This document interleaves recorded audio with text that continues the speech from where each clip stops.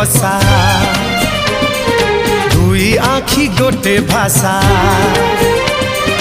दुई पक्षी गोटे बसा दुई आखि गोटे भाषा मु ओठ तू गीत मु गीत तू राग मु राग तू रागिणी पारिबेनी केही